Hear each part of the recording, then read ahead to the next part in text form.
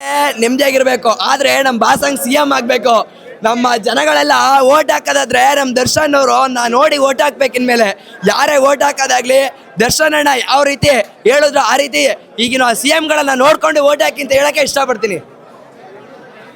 ಇದ್ದೇ ದರ್ಶನ್ಗೆ ಓಟ್ ಹಾಕ್ಬೇಕು. ಪಿಕ್ಚರ್ ಮತ್ತೆ ಚೆನ್ನಾಗಿದೆ, ಬಂದು ನೋಡ್ಕೊಂಡು ಹೋಗಿ ಬಂದು.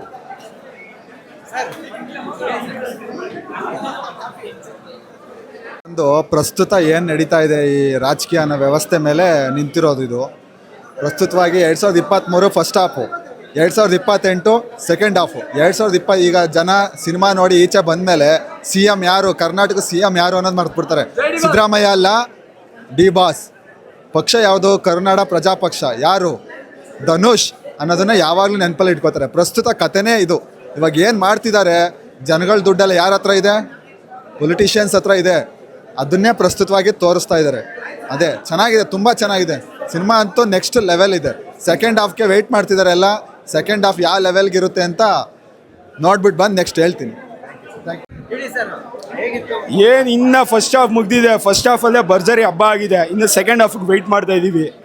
ಸೆಕೆಂಡ್ ಹಾಫ್ ನೋಡ್ಕೊಂಡು ಬರ್ತೀವಿ, ಈಚೆ ಬರ್ತೀವಿ. ಸೆಲೆಬ್ರಿಟೀಸ್ ನಾವು ಹೇಳ್ತೀವಿ ಸರ್, ಅಲ್ಲಿ ಗಂಟ ಕಾಯ್ರಿ ಸರ್. ಇಲ್ಲೇ ಇನ್ನೇನು ಬೇಕು ಸರ್?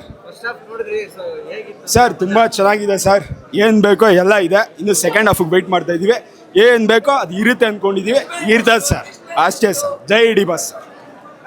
ಅಣ್ಣ, ಇಂಡಸ್ಟ್ರಿಗೆ ಒಂದೊಳ್ಳೆ ಸಿನಿಮಾ ಬಂದಿದೆ. ಫಸ್ಟ್ ಹಾಫು ಇಂಟರ್ವಲ್ ಬ್ಲಾಕ್ ಅಂತೂ ಅಲ್ಟಿಮೇಟ್ ಆಗಿದೆ. ಆ್ಯಂಡ್ ಬಾಸ್ನ ತುಂಬ ಶೇಡ್ಸಲ್ಲಿ ತೋರಿಸಿದ್ದಾರೆ. ಎಲ್ಲ ಬಂದು ನೋಡ್ಬೇಕು ಸಿನಿಮಾನ.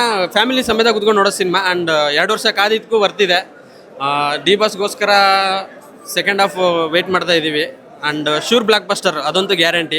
2 ವರ್ಷ ಆದಮೇಲೆ ಹೆಂಗೆ ಸಾರಥಿ ಆಗಿತ್ತು ಇದೇ ಥರ ಇದಾಗುತ್ತೆ, ಅದಂತೂ ಗ್ಯಾರಂಟಿ.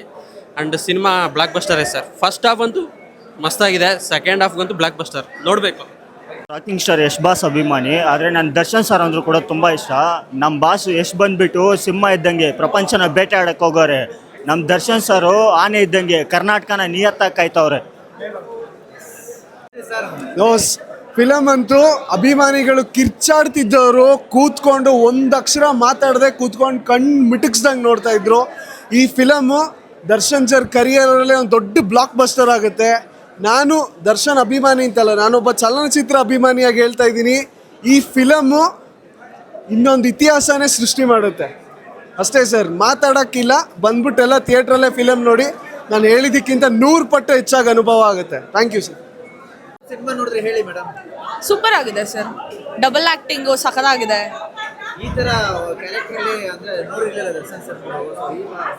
ಅವ್ರಿಗೆ ಯಾವ್ದು ಚೆನ್ನಾಗಿರಲ್ಲ ಹೇಳಿ, ಎಲ್ಲ ಸೂಟ್ ಆಗುತ್ತೆ. ಸೊ ಚೆನ್ನಾಗಿದೆ.